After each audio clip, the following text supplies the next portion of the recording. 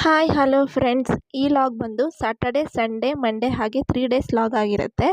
ಇವತ್ತಿನ ಬೆಳಗ್ಗೆ ಟಿಫನ್ ಬಂದ್ಬಿಟ್ಟು ದೋಸೆ ಆಲೂಗಡ್ಡೆ ಪಲ್ಯ ಚಟ್ನಿ ಮಾಡಿದ್ದೆ. ಹಾಗೆ ಇವತ್ತು ಸ್ವಲ್ಪ ಮಾಲ್ಗೆ ಹೋಗಿ ಸ್ವಲ್ಪ ಐಟಮ್ಸ್ ಎಲ್ಲ ತೊಗೊಳೋದಿತ್ತು, ಶಾಪ್ ಮಾಡ್ಕೊಂಬರೋಣ ಅಂತೇಳಿ ಹೋಗಿದ್ದೆ. ಅಲ್ಲಿ ಇಂಡಿಪೆಂಡೆನ್ಸ್ ಡೇ ಆಗಿರೋದ್ರಿಂದ ಇಂಡಿಪೆಂಡೆನ್ಸ್ ಡೇದು ಒಂದು ಡೆಕೋರೇಟ್ ಮಾಡಿದರು. ಅಲ್ಲೂ ಎಲ್ಲ ಫೋಟೋಸ್ ವೀಡಿಯೋಸ್ ಎಲ್ಲ ಕ್ಯಾಪ್ಚರ್ ಮಾಡಿಕೊಂಡೆ. ಹಾಗೆ ಒಳಗೆ ಹೋದರೆ ಸ್ಪಾರು, ನಾವು ಯಾವಾಗಲೂ ಸ್ಪಾರಲ್ಲೇ ಶಾಪಿಂಗ್ ಮಾಡೋದು.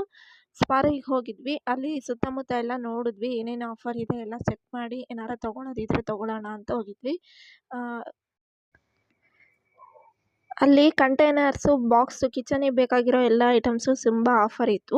ನನಗೆ ಅಲ್ಲಿ ಯಾವಾಗ ಹೋದಾಗೂ ಕಿಚನ್ ಐಟಮ್ಸ್ ಎಲ್ಲ ಹೊಸದಾಗಿ ಬಂದಾಗೆಲ್ಲ ಹೊಸದು ತೊಗೊಳ್ಳೋಣ ಅನಿಸುತ್ತೆ. ಆದರೆ ಮನೇಲಿ ಇತ್ತು ಅನ್ನೋ ಕಾರಣಕ್ಕೆ ನಾನೇನು ತೊಗೊಳಕ್ಕೆ ಹೋಗಿಲ್ಲ.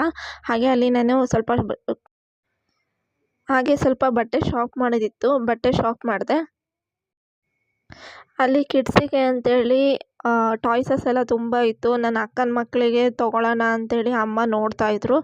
ಬಟ್ ಏನೂ ತೊಗೊಳಕ್ಕೆ ಹೋಗಿಲ್ಲ. ಇನ್ನೂ ಅವ್ರಿಗೇನು ಅಷ್ಟು ಗೊತ್ತಾಗಲ್ಲ ಅಂತೇಳಿ ತೊಗೊಳಕ್ಕೆ ಹೋಗಿಲ್ಲ. ಇನ್ನೊಂದು ಸ್ವಲ್ಪ ವರ್ಷ ಹೋದ್ಮೇಲೆ ತೊಗೊಳ್ಳೋಣ ಅಂತೇಳಿ. ಹಾಗೆ ಸ್ವಲ್ಪ ಮುಂದೆ ಬಂದಿಲ್ಲ ನೋಡ್ತಿದ್ವಿ. ನನಗೆ ಹಾಟ್ ಬಾಕ್ಸ್ ಬೇಕಾಗಿತ್ತು. ಹಾಗಾಗಿ ಹಾಟ್ ಬಾಕ್ಸ್ ನೋಡೋಣ ಅಂತೇಳಿ ನೋಡಿದ್ವಿ. ಇಲ್ಲಿ ಸೆಟ್ ಆಫ್ 3ಗೆ 750 ಅಂತ ಆಫರ್ ಇತ್ತು. ಸೊ ಹಂಗಾಗಿ ನನಗೆ 3 ಏನು ಯೂಸ್ ಇರಲಿಲ್ಲ. ಅಮ್ಮ ಒಂದು ತೊಗೊಳ್ತೀನಿ ಅನ್ನೋ ಕಾರಣಕ್ಕೆ ನಾವು ತೊಗೊಂಡ್ವಿ ಅದನ್ನು. ಹಾಗೆ ಕೆಳಗಡೆ ಬಂದರೆ ಗ್ರಾಸರೀಸ್ ಸ್ವಲ್ಪ ಶಾಪಿಂಗ್ ಮಾಡೋಣ ಅಂತೇಳಿ ಸ್ವಲ್ಪ ಗ್ರಾಸರೀಸು ಅಮ್ಮನ ಮನೆಗೂ ಬೇಕಿತ್ತು, ಹಾಗೆ ನಮ್ಮ ಮನೆಗೂ ಬೇಕಿತ್ತಲ್ಲ ಅಂಥೇಳಿ ಸ್ವಲ್ಪ ಗ್ರಾಸರೀಸ್ ಎಲ್ಲ ಶಾಪಿಂಗ್ ಮಾಡ್ಕೊಂಡ್ವಿ. ಹಾಗೆ ಬಿಲ್ ಮಾಡಿಸ್ಕೊಂಡ್ವಿ. ಯಾಕೋ ಈ ಸಲ ಮಾಲ್ ಅಷ್ಟು ರಶ್ ಇರಲಿಲ್ಲ, ಕಮ್ಮಿ ಇತ್ತು. ಬೇಗ ಹೋಗಿ ಬೇಗ ಬಂದಂಗೆ ಆಯಿತು. 1000 ರೂಪೀಸ್ ಮೇಲೆ ಶಾಪ್ ಮಾಡಿದರೆ 399 ರೂಪೀಸ್ಗೆ ಒಂದು ದೋಸೆ ತವಾ ಕೊಡ್ತಾರೆ ಅಂತ ಫ್ರೀ ಇತ್ತು ಅಂತ ಹೇಳಿದರು. ಹಾಗಾಗಿ ನಾವು 2500 ಶಾಪ್ ಮಾಡಿದ್ವಿ. ಅಮ್ಮ ಒಂದು ದೋಸೆ ತವಾ ತೊಗೊಂಡ್ರು. ಇನ್ನು ಸಾಯಂಕಾಲ 5 ಗಂಟೆ ಅಷ್ಟೊತ್ತಿಗೆ ನಮ್ಮಮ್ಮ ಟೀ ಮಾಡಿದರು, ನನಗೆ ಅಪ್ಪಂಗೆ ಆಗಲೇ ಅಮ್ಮಂಗೆ ಅಂತೇಳಿ. ಹಾಗೆ ಅಪ್ಪ ಬರುವಾಗ ಗೋಬಿ ಮಂಚೂರಿ ತಂದಿದ್ದರು ಸಂಜೆ ಸ್ನ್ಯಾಕ್ಸಿಗೆ ಅಂತೇಳಿ. ಗೋಬಿ ತಿಂದು ಹಾಗೆ ಟೀ ಕುಡಿದು ನಾನು ಮಾಲಲ್ಲಿ ಏನೇನು ಶಾಪಿಂಗ್ ಮಾಡಿದೆ ಅಂತೇಳಿ ತೋರಿಸ್ತಾ ಇದ್ದೀನಿ. ಹೇಳಿದ್ನಲ್ಲ ಹಾಟ್ ಬಾಕ್ಸ್ ತೊಗೊಂಡೆ ಅಂತೇಳಿ, 3 ಇರೋ ಹಾಟ್ ಬಾಕ್ಸ್ನ ತೊಗೊಂಡಿದ್ದೀನಿ. ಇದು 3ಕ್ಕೆ 750 ಆಗುತ್ತೆ. ಇದರಲ್ಲಿ 2 ನಾನು ತೊಗೊಂಡೆ, 1 ಅಮ್ಮ ತೊಗೊಂಡ್ರು. ಹಾಗೆ 5 ಲೀಟ್ರ್ ಪಿನಾಯ್ಲ್ ತೊಗೊಂಡೆ.